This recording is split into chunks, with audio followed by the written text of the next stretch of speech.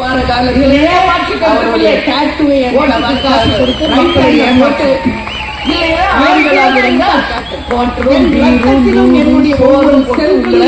என்னுடைய உயிர் மூச்சிலும் என் கூட. அதே மாதிரி நம்ம பார்த்தோம்னா பெண்களுக்கு 1000 ரூபாய் மாசத்துக்கு கொடுக்கிறோம் என்று சொல்லி மக்கள் வரி பணத்திலேயே 1000 ரூபாய் கொடுத்து இன்னைக்கு ஒட்டுமொத்த தமிழ்நாட்டை கடனாடி ஆக்கினதுதான் இந்த ஆட்சியின் பெருமை.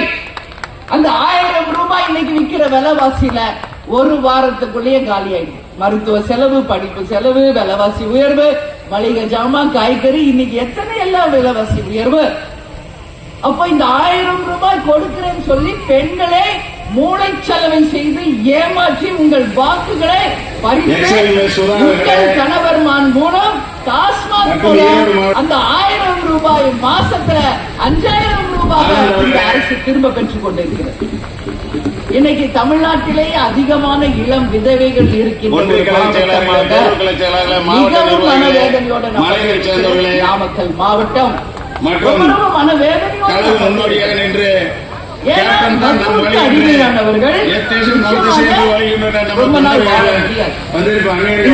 மதுவுக்கு அடிமையானதன் காரணமாக குடும்பத்தை அடிமையாக்கி விட்டு சென்று விட்டார்கள்.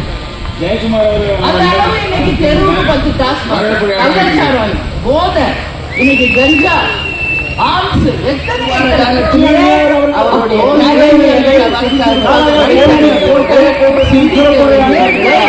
மதுவும் கஞ்சாவும் கள்ளச்சாராயம்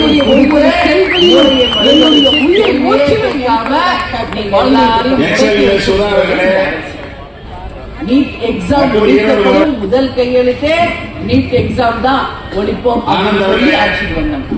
ஆனா அந்த நீட் எக்ஸாமை கொண்டு வந்ததே இந்த மாவட்டத்தில் இருக்கின்ற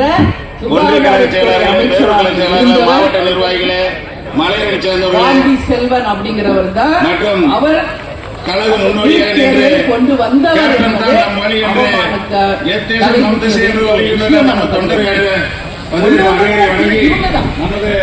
நீட் எக்ஸாம் நீங்க வந்தோடனே எப்படி முதல் கையெழுத்துல நீட்டை ஒழிப்பீங்க?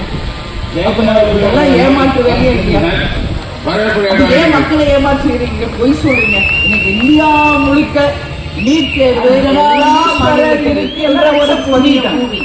தமிழ்நாடு மட்டும்தான் நிச்சயம் நான் சொல்றேன். அந்த மிகப்பெரிய நினைச்சாலும் அதை சத்துணவு மூலம்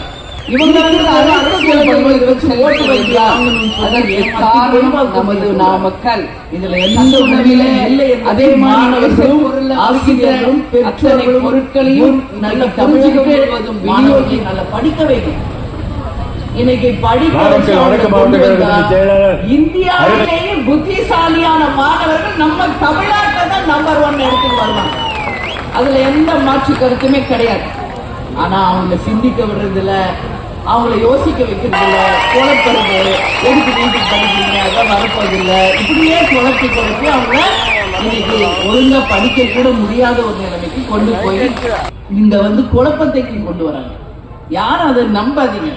நிச்சயமாக பொய் சொல்கின்ற ஆட்சியாளர்கள் இங்க அதிகமாக இருக்கிறாங்க என்பதை மனவேதனையோட நான் சொல்றேன்.